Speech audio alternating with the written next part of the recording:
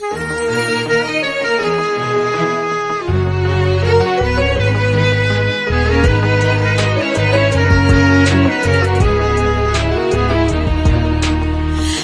سر قانون فرازی، بخت و رازی بخت ماست.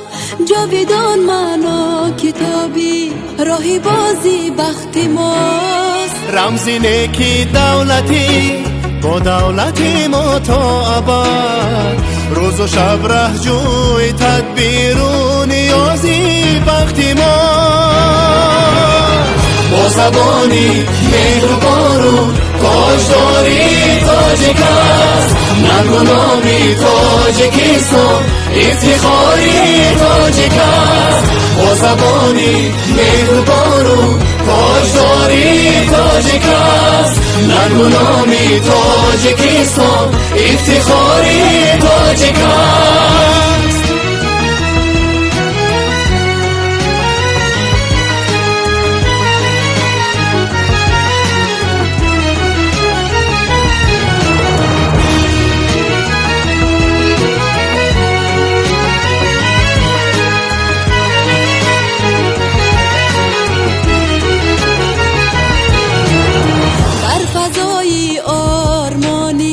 با سراپا به خزان، پیکری عمره با پاو سرفرازی بخت ماست. با درخشان حرفایی دل فروزش تا ابد، زور دولت ساز و عزم خلق سازی بخت ماست.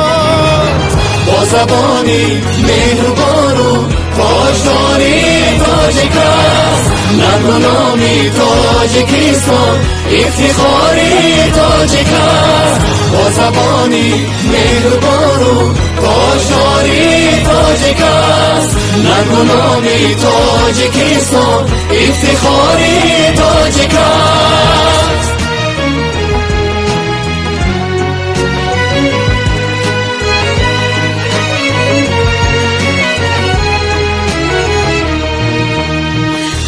سر قانون فرازی، بخت و رازی بخت ماست.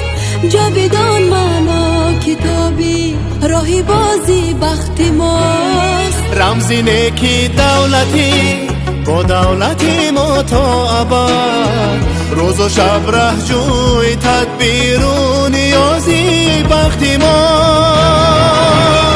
با زبانی مهربان و تاجداری تاجیک است، ننگ و نامی تاجیکستان افتخاری تاجیک است. با زبانی مهربان و تاجداری تاجیک است، ننگ و نامی تاجیکستان افتخاری تاجیک است. افتخاری تاجیک است، افتخاری تاجیک است.